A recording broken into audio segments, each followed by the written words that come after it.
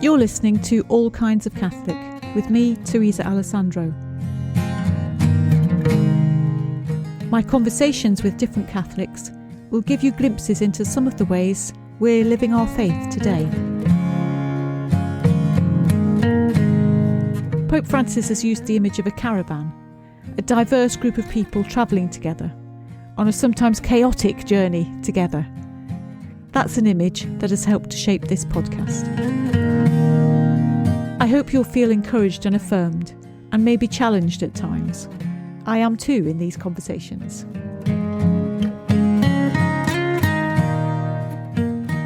Listeners, thank you for joining me today. We're going to have a great conversation. I have two guests today, less commonly for the podcast. So I'm joined today by Brid and Lorna, your mother and daughter.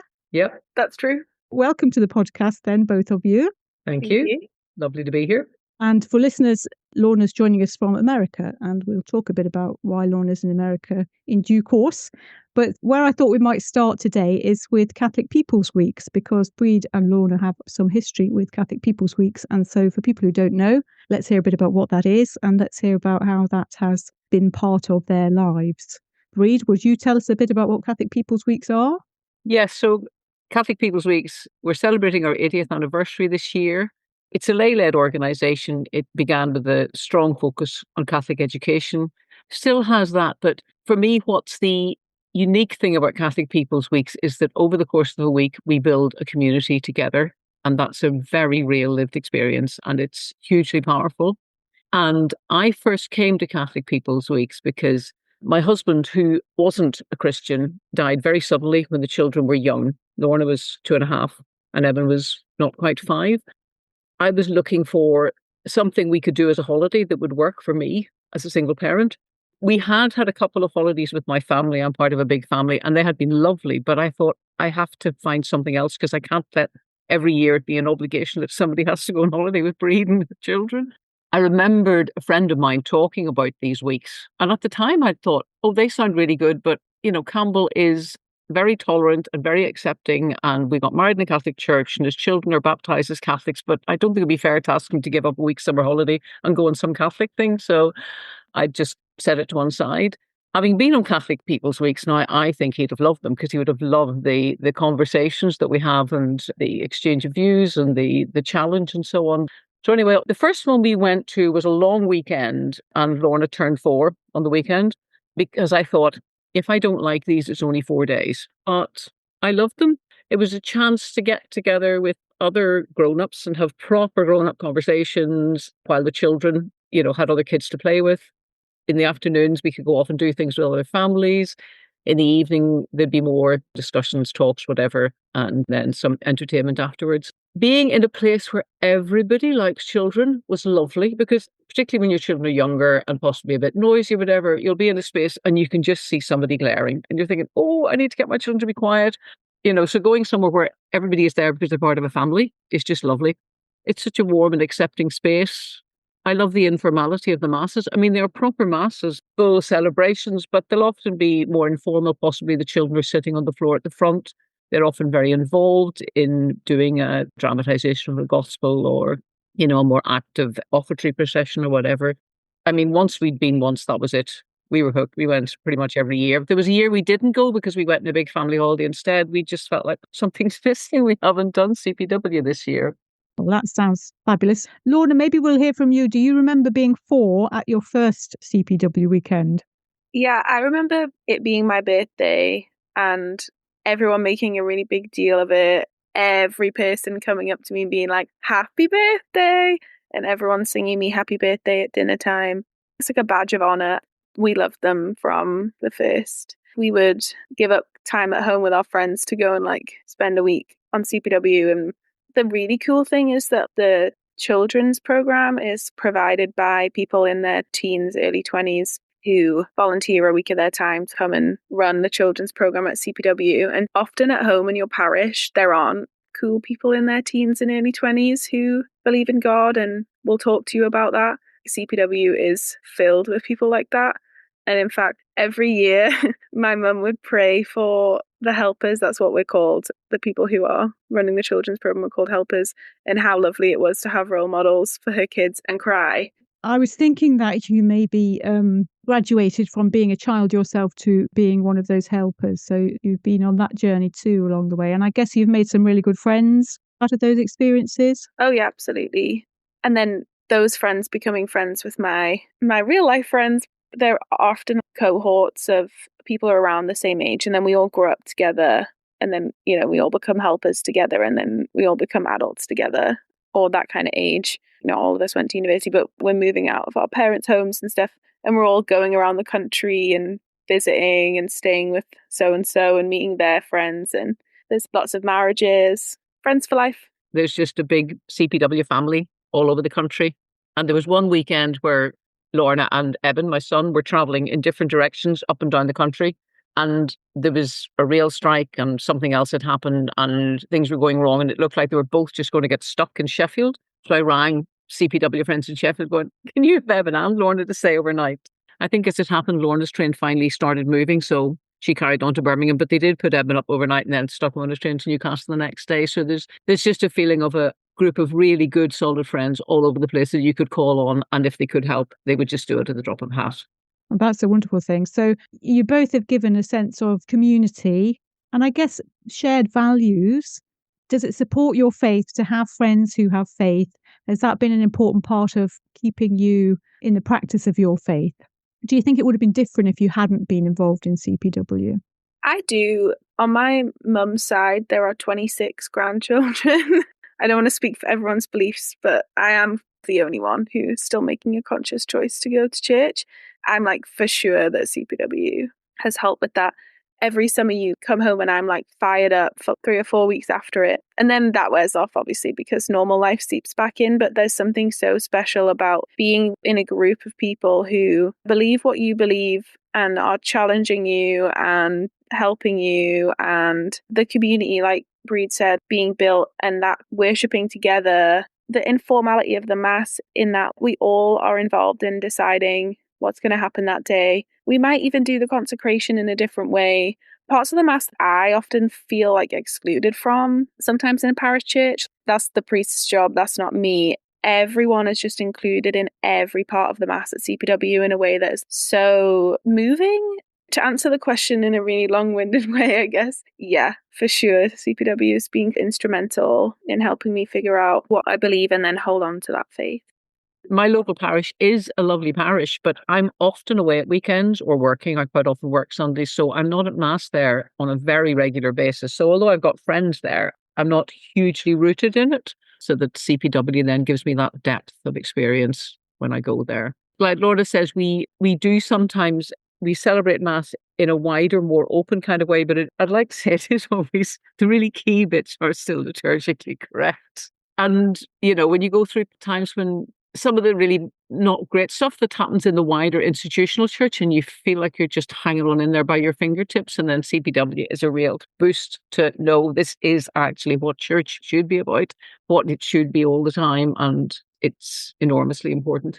Yeah, I think that's great. And I think that echoes what I think about the podcast. I'm very privileged to have these conversations, to be in all of them because I'm hosting it. But, there's something very powerful about talking to other Catholic people, even when we're not necessarily on exactly the same wavelength, just sharing our faith together and talking it over. I think it's very grounding. And I think it really does help when you could just read headlines somewhere and feel disconnected from the church. It is us, the people, talking about our faith together, that support each other, and we are the church. And, just sharing those values, I think, is very nurturing. And that sounds like that's the environment that Catholic People's Week is serving up for people who go.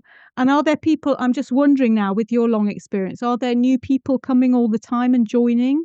Will there be people at a week that you go to this summer who you've not met before and who will be made welcome and settle in quickly? Well, one of the tricky things is that it's very hard to explain briefly what Catholic People's Weeks are about, what they're like. They're quite a hard sell, even though we think they're fantastic.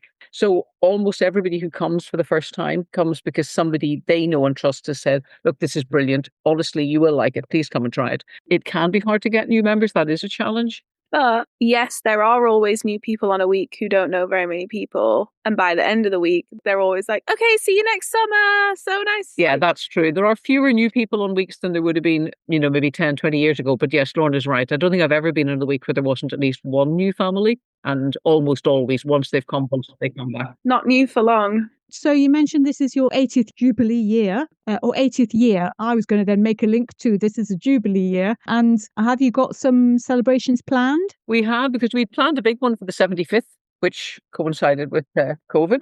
So we have a number of events this year. But the anniversary celebration is at Boars Hill in Oxford, which is where we've had a number of events over the years. John Bell from the Iona community is our guest speaker, which we're very excited about. We are actively trying to look to build more links ecumenically. We have done a couple of events alongside an Anglican church, walking events. We're looking to see if we can build links with other groups to widen the people coming along, the membership, and also learn from what they're doing. We have a family week in Scotland in an outdoor education centre just in the Scottish borders. I was up there last week and it's a beautiful place, really lovely centre.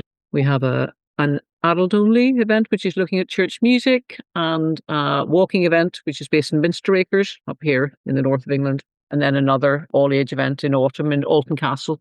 So quite a full programme. In the episode notes, I'll put a link to the website where people can find out more if you've sold it to them in this conversation. I hope you have. Yeah. Now, before we started recording, you mentioned a speaker who had particularly made an impact on you years ago, and through hearing them speak, you built a relationship with someone over there in America. So tell us a bit about what that's all about. We had a Catholic People's Week, which was on social justice, various aspects of social justice, and somebody came and did a talk about prison visiting, and I suddenly thought, I have heard that reading. I was hungry and you gave me food. I was naked and you clothed me. I was sick and in prison and you visited me so many times. And I've always heard I was sick and unjustly in prison. I'd always put that in it. And I suddenly thought, that's not actually what it says. It just says I was in prison. So is this something that as a Christian I am called to do in the same way that we're all called to do all those things? And how would I do that with two young children? So I just thought about it. I thought, I'm not sure. I'm just putting that one on one side. And then we had a youth mission team in Hexham and Newcastle had a conference where Sister Helen Prejean talked about the death penalty and also mentioned Lifelines, which is an organisation that puts you in touch with people on death row who want a pen pal. So I joined Lifelines, and our pen pal, Bobby, has been on death row in Louisiana since he was 26 and he's now 55. So what's that, 29 years? Today is his birthday. He turns 55 today. I started writing to Bobby, and then Lorna asked if she could write, and I thought, I don't know if you can or not. So I asked Lifelines, and they said under 18s can't be members, but they can write to pen pals if their parents are happy with that. So yeah, Lorna did start writing to Bobby and actually wrote more often than I did. But 3 years later, we were going to America for quite a long holiday one summer, and Lorna said, can we go and visit Bobby? And I thought, I have no idea, because I just didn't know, maybe you had to be a relative, but when I looked into it, no, we could. So we went to visit, and I still remember the number of friends who were going, you are taking your children. They were 14 and 16 then. You are taking your children to visit somebody on death row. You can tell what people are thinking. And I'm going, yes, I am. That's their choice and they want to go. And it was, you can take over, Lorna. It was amazing. In 2012, there are two kinds of prison visits. You can have a non-contact visit, which is like the one that you'll be familiar with seeing in the films of two people behind glass with a phone. And I guess because we were out of country visitors and not family members, we were just granted non-contact visits that first time. So there were only two phones, but three of us. So for 3 days, we arrived to the prison and we sat on the other side of glass, and two of us could hear what was going on. And the third one was just sat there trying to figure out from half of the conversation what was being said. That was clumsy at first, but immediately forgotten about by how amazing it was to actually be able to see Bob. We had seen photographs of Bobby and he'd seen photographs of us. To see him, he's moving and you can see him smiling. He'd brought cards in and he was showing us card tricks through the glass. Really recently, Bobby had made a bid for clemency, and so me and Brid and my brother Eben all wrote letters as part of that clemency packet. And Eben remembered that you can buy food and stuff on the visit, and me and Bobby could blow bubbles with bubblegum, but Eben couldn't. Bobby was kept blowing them and winking at Eben. Eben remembers it as this moment of pure joy, just being so struck by the fact we're on death row, and actually getting to death row in Louisiana State Penitentiary is an ordeal. There's a lot of prison security. Angola is the nickname of Louisiana State Penitentiary because it used to be a plantation. So it's basically a huge, massive farm. And Angola is the country in Africa where the slaves who worked the plantation were stolen from. And so you're driving through the prison. It takes about half an hour on the bus to get from prison gate to death row. You're driving past largely black men in shackles working the land on an ex-plantation. You drive past the prison cemetery where people's names are not on gravestones, just their prison numbers. It's like really intensely dehumanizing. It's an unpleasant experience, that first bit. And then we're the only people to get off at death row. You know, everyone on that prison bus is going to visit a friend or a family member, but you can feel the fact that you're being judged because you're getting off at death row, and everyone knows the kind of people who are housed at death row. That bit was not pleasant at all. But then we're in this room, and I had totally forgotten until Eben wrote that letter last year, that really profound moment of connection and friendship and joy of a piece of bubblegum. And as Lorna says, you're allowed to buy food while you're there, and you're allowed to order food for your friend to have in their cell that evening. I mean, it's not brilliant. It's American snack food. It's, pizzas. I quite like it. It's a lot better than they get normally. So the first day we'd ordered chicken wings, pizza for Bobby to have that night. And when we came in the next day, he said, oh, the guys on the row say thank you. And I said, what? And he said, some of them don't have any visitors ever, so they never get to eat that food. So I shared it out. And I thought the idea that somebody who has really not very much and yet shares that, really humbling. We did order a lot more food the next night. We did. I was going to say that's really fantastic for listeners to hear about. I hope that gives people something to think about. What you might think of as symbolism of driving through the prison with black men in shackles working, but it's not a symbol. It's a reality. Even now, it is horrific. I myself worked with the prison charity PACT in the last couple of years. I know I too have found great humanity amongst people in prison when it's so easy for us among the general public in our everyday lives to distance ourselves from people who have apparently committed terrible crimes and are nothing to do with us. Then actually there's great humanity and humour and dignity amongst those people. So I'm glad we've had an opportunity to talk about that. I think I interrupted, Lorna. I think you were going to say something more. We went back to visit Bobby again about 2.5 years after that, because we'd been before. We got to have a contact visit, which is being in the same room as someone. You get to hug at the beginning and the end of the visit. That was amazing for all sorts of reasons. Just being able to spend time with someone in the same room. Actually, to be able to give Bobby a hug after knowing him for like 5 years or 4 years, I can't remember. You can take photos on contact visits too. So those are the first photos that we have of us with Bobby. And one of Bobby's really good friends on the row, his name is Michael, and he's since had his sentence commuted to life. So he's not on death row anymore. He's still in the prison, but in the general population block. And then, like you said earlier, I live in the US now. I live in Tennessee. And so I took a weekend and drove to Louisiana and back, which is about a 9-hour drive, to have 6 hours with Bobby in the contact visit room. Every time that we've been, there have been other families visiting. This most recent time when I went, I don't know what Bobby was doing, but he wasn't ready. So I was waiting in the room for like 35 minutes. But there was another family in the room who were being really nice to me and making sure I felt included. And there is such profound joy on visit days. You know, everyone sharing food together. And I always feel so privileged to be there and witness that. Just like you're saying, this undeniable humanness that exists there is like so powerful. So maybe it's a good way to segue into why I moved to the States. So I graduated from university with a degree in computer science, which I had hated, didn't really know what I wanted to do with my life. So spent about a year like doing random jobs that I was enjoying but wasn't finding to be super fulfilling. I was looking on charity jobs, and this job came up to work in a charity that did prison work. So I applied and I was like deeply underqualified, but I got the job. Day one, was reminded I absolutely know nothing about prisons in the UK. I just loved it from the first day of doing it. Oh, okay, this is what I'm supposed to do. And so I worked in offender rehabilitation with people in prison and then moving out to be released. helping them figure out how they were going to live and what they were going to do for work, and small things like people who'd been in prison for 7 or 8 years. So when they went into prison, contactless payments didn't exist. And now when they're coming out of prison, they don't know how to get on the bus because the buses don't accept cash anymore. And then I was just becoming increasingly frustrated with a system that just sets people up to fail. People are released often with no accommodation in place and then will be recalled to prison because they don't have anywhere to live. The individuals who work in the system are trying really hard. It is a broken system. What was so frustrating about that is, like, we know what we need to do to make it better. There is the research. It's just like consistent support. The reoffending and recall rate within 2 years in the UK, it's about 68%. And for the people who did the program that I worked in, it's 1.8%.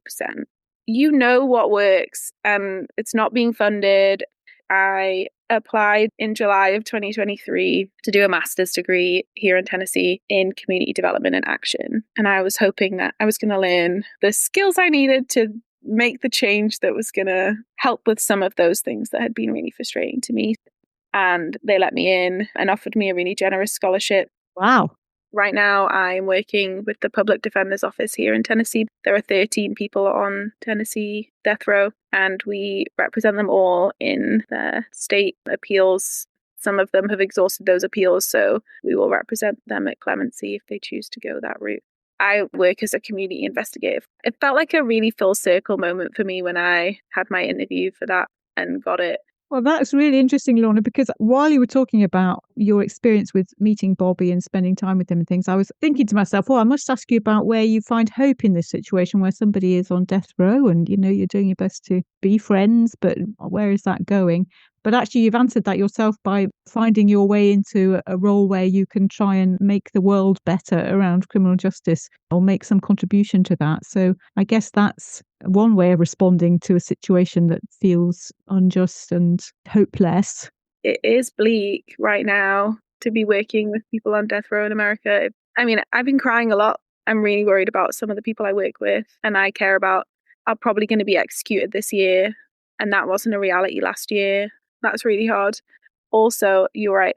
Sometimes there are just these sparks of joy or humanity with one of the guys that reminds you, okay, like, yeah, this is why I'm getting up and dealing with all of this nonsense, is because these people are people who the public has heard one thing about and that's all they care about. But I know the fullness of you, and now that's what I feel called to do, is to celebrate the fullness of humanity in each person and the real intrinsic value that exists, I believe, in everyone. That's fantastic. Thank you, Lorna. Well, Brid, you set something off there when you took your young children to visit someone on death row, didn't you? As a parent, how does it feel to see your child grown up and doing something amazing? Enormously proud, and I am crying. Yes, it is wonderful. I often speak to guests about how one person has made such an impact on lots of other people by speaking about something or just by the way they've lived their lives. Sometimes right back to people like St. Francis, we've talked about on the podcast sometimes, or I had a guest who had ancestors going back to English martyrs in the north of England hundreds of years ago. But also, I think Sister Helen Prejean is one person who has made a huge impact on people that she speaks with and has made an effort to make sure she speaks to lots of people as well in order to get that message out. It's incredible, isn't it, to see the ripples from her work stretching all the way into people who go to Catholic People's Weeks and how it changes lives. That's really beautiful. Listen, thanks ever so much, Brid and Lorna. It's been really lovely talking to you both today. I think you've given listeners a really good insight into what they might find at a Catholic People's Week if they didn't know already. And it's a real bonus to be able to talk about the experience of people in prison and what we can do and how we can think about people inside, how we can support them in different ways, even if it's only by remembering them in prayer. But there's also many active things we can do and many ways in which we can speak about them with others that can help also. So I'm really glad we had an opportunity to hear about that firsthand from both of you. So thanks ever so much for making some time. And I think people will find lots to reflect on during this season of Lent from today's episode. Thanks. Thank you. Thank you, Teresa. Thanks so much for joining me on All Kinds of Catholic this time. I hope today's conversation has resonated with you. A new episode is released each Wednesday. Follow All Kinds of Catholic on the usual podcast platforms. Rate and review to help others find it. And follow our X, Twitter and Facebook accounts @Kinds of Catholic. You can comment on episodes and be part of the dialogue there. You can also text me if you're listening to the podcast on your phone, although I won't be able to reply to those texts. Until the next time.